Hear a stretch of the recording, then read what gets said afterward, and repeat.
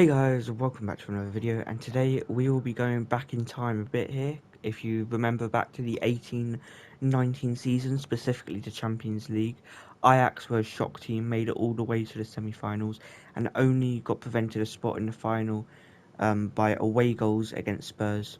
Yeah, that team was a bunch of miracle workers, but as you may or may not know, Ajax has deteriorated a lot in recent years. They have none of their players from that incredible Champions League run anymore, unless I am missing someone, in which I do apologise, but I'm pretty certain they have no one from that Champions League team anymore, which just shows how much they sell and move on their players all the time. So this is the current state of the Ajax team. I just wanted to show you this because today we are going to be putting the 18-19 Champions League semi-finalist Ajax team back into EAFC 24 and see how they will do. Now, obviously, some players will be better than they were back then. Some players will be worse than they were back then. Some will be at a similar level. So this is why it will be an interesting experiment to see. But before we go into that, I just wanted to show you the current Ajax team to compare what it was looking like. So this is the current starting 11 that EAFC defaults. This is the current bench, and these are all of the reserves. So without further ado, let us move on, and I will show you the team that I have built for the 18-19 season.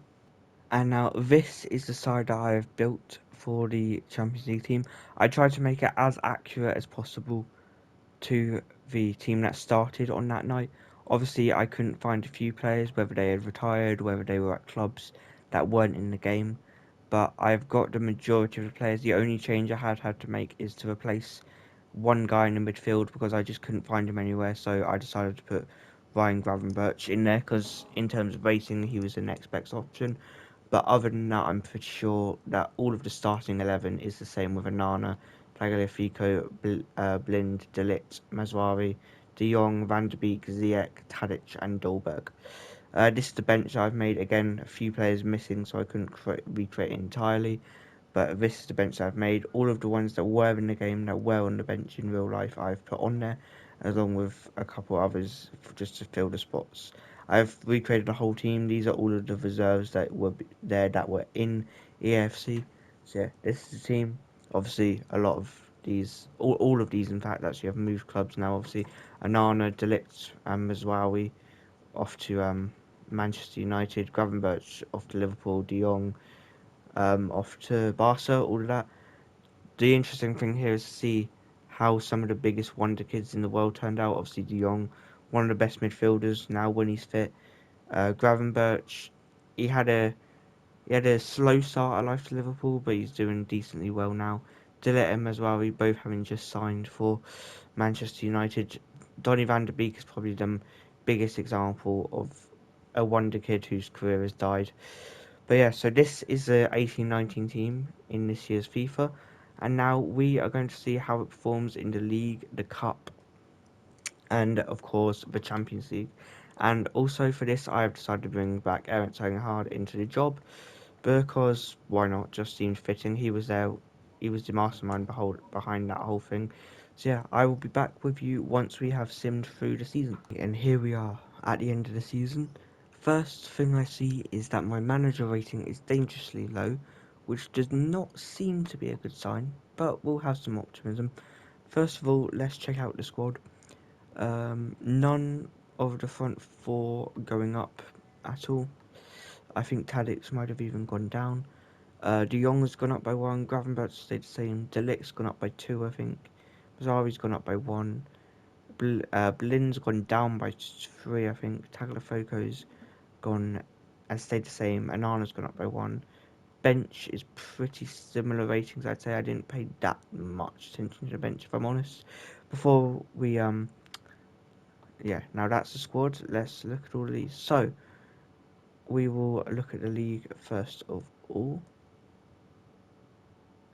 Okay, we're at the bottom here, and Ajax did not finish in the bottom, which is a good sign. We are in the top 10. Let's go up to 5th. We did make the top 4, which obviously is not Champions League football in here. 4th PSV, 3rd Feyenoord, 2nd FC Twente, and we did win the Eredivisie. Ajax are back on top of the Netherlands. Now, let's see if we have won the cup.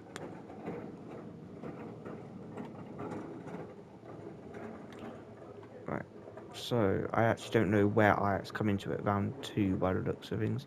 They beat Sparta Rotterdam 4-2, but they did get beat by Feyenoord 2-1 in the quarterfinals, and in the end, Vitesse won it over FC Volendam. Now, quickly we will check the rest of the results. Super Cup, Sevilla, and then also Sevilla for the Europa League. I want to see how PSV got on, because obviously to replace, to put Ajax in the Champions League, I had to replace a Dutch team that was already in there. So quickly just want to check on that. They did get through.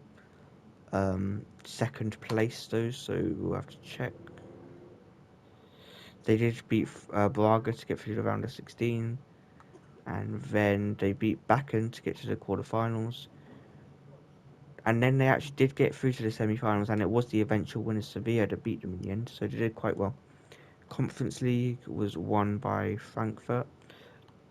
And yeah, now it's time we've all been waiting for. Can the 18-19 Ajax Champions League team at least equal what they did that year, or maybe do even better? Let's see. Okay, so we did finish second in our group, which I did expect, to be fair, seeing as I saw Sevilla in the Europa League, and obviously I knew we had Arsenal in our group, so we've got through second. And in the round of 16, we get knocked out 4-3 by Inter Milan.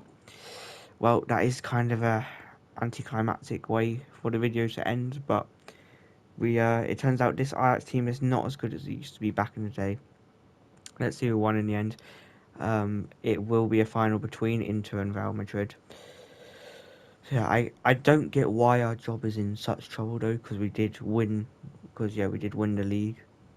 And seeing as we weren't even meant to be in the Champions League, I think they should be pretty happy with us getting out of the group. But either way, before the video ends, let's check the stats of the team. Our top scorer was actually Danilo, which I find surprising, seeing as he was on the bench, same as DeWitt.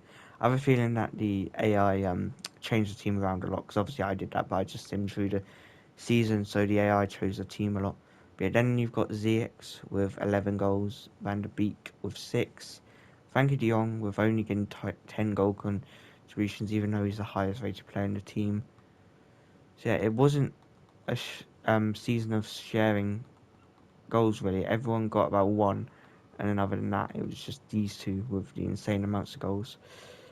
And then yeah, we can quickly see here, if we just go to goalkeeper, that there was a few players who growed. A lot stayed the same, some decreased. So yeah, that's the end of this video, guys. It turns out that Ajax is not the same team it used to be, even when you put that old team in. That run will always be known as one of the best miracle runs in the world, and I don't think, I mean, it will be topped eventually, but I think it will be remembered for a long time. But anyway, guys, I hope you enjoyed this video, and I will see you all next time. Bye.